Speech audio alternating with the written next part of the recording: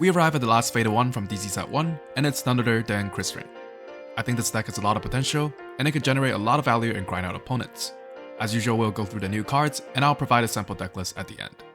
Let's start with the Fatal 1 of ever-changing Krysrain. Act on Vanguard Circle once per turn, cost CB1, and perform one of the following. If you have 4 or more units with different card names, perform 2 instead of 1. And if you have 5 or more, perform all instead of 1. Draw a card and energy charge 3. Choose one of your units and it gets power plus 15k until end of turn, and this unit gets critical plus 1 until end of turn. Divine Skill, auto on Vanguard Circle. At the end of the battle, this unit attacked a grade 3 or greater unit. Cost, return all rear guards to hand. Choose up to 1 unit card from your hand, call it to rearguard circle, and until end of turn, increase or decrease that unit's power and critical to match this unit. It sucks that the multi-attack for this deck is stuck behind a Divine Skill, but at least it is after the Vanguard attacks, meaning we can have the threat of activating the skill any turn, making our opponent's guard value more awkward. They have to be constantly thinking whether we will activate the skill after the attack or not. This might mean they might take the Vanguard swing when they didn't have to because of the fear of us attacking with a huge unit with a crit again. So Krysrain's main skill is incentivizing us to run units with different names. First of all, I just want to get this out of the way, you don't have to run a full Highlander deck. If you have to call multiple triggers of the same type, I think you're losing the game anyways. And it kinda forces you to use the Divine Skill when you didn't have to just to bounce the units back. We run enough different named units in the deck, and there are also multiple units that search more units from our deck. There's so many cards in Lyrical that lets us filter through the deck to get us what we need that this condition should be easily met. With that said, it is important that we hit all 3 of the skills every turn, meaning we must have 5 different named units on the field. I'll suggest we get the crit to the Vanguard, since we can always threaten the Divine Skill by passing it to another unit. Let's look at the rest of the Ride line. Of course, the Grade 0, Wonder Lavender Ursul draws us a card if we go second.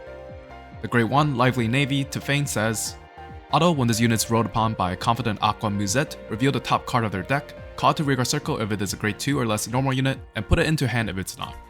This is card advantage in a way. It lets us push in the early game without committing extra pieces. It also adds Personal Ride or triggers into our hand. The Grade 2, Confident Aqua Musette, has the same skill as the Grade 1, except it is for Grade 3 or less. This one is a little iffy. We might have to call it a Krysrain. The one saving grace is that we can run Yuika to bounce back important units. Another Ride line we can consider running is the Willista Ride line.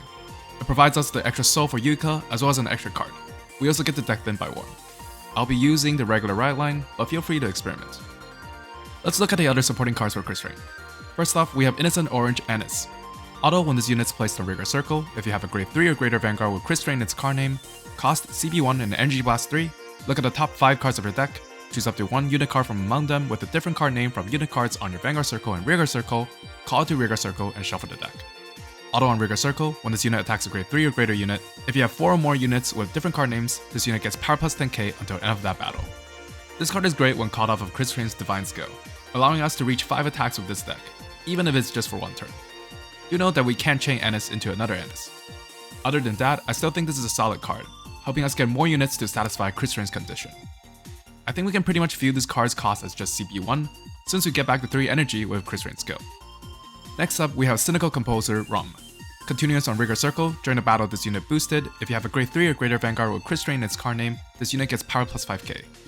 Auto on Rigor Circle, when this unit boosts a grade 3 or greater Vanguard with Krysrain in its card name, if you have 4 or more units with different card names, cost Energy Blast 3, and until the end of that battle, when your opponent will call cards without Sentinel from hand to Guardian Circle, they must call 3 or more cards with different grades at the same time. This is one of the strongest guard restricts we have in the D series so far.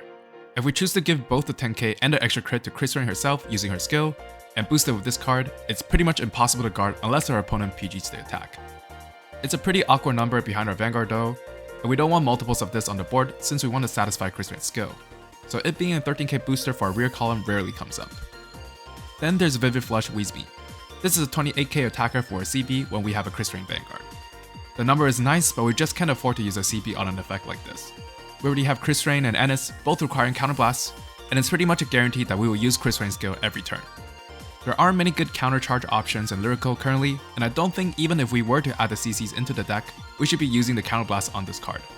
Especially when we can just be using Anis, which is only 5k less but gets us an additional unit. And the last direct support for Krysrain that we have is Smiley Smiley Albina. It gets plus 5k power and 5k shield if we have a Krysrain Vanguard. I mean, the extra power is nice, but the shield is kinda irrelevant if we have this on the board as a different named unit. If we want to satisfy that condition, there are a lot more general purpose grade 1s in Lyrical we could be running. The last new card is the cycler for Lyrical, Dazzle Bubble Paradise Prisha. Auto, when this card is put on Guardian Circle from hand or discarded from hand while riding from the right deck, cost CB1 or Energy Blast 3 and draw a card. Auto, when this unit is placed on a rearguard circle, if you personal roll this turn, cost CB1 or Energy Blast 3, choose one of your units until end of turn, it gets power plus 5k, and if you chose a rearguard, return that unit to hand from rearguard circle at the end of that turn. The second effect is actually pretty nice to get back a valuable unit for just Energy Blast 3. For this deck specifically, I like having both the cyclers, just to cycle through our deck a lot faster. The second effect on Welshbound is very good for this deck as well. And here's a simple deck list.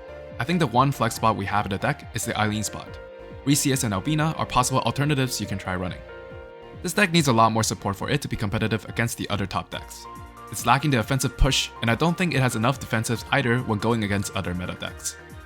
I think maybe printing another multi-attacker can really help out this deck. So what do you guys think about my Krysrain build? Let me know in the comments and I'll see you all next time.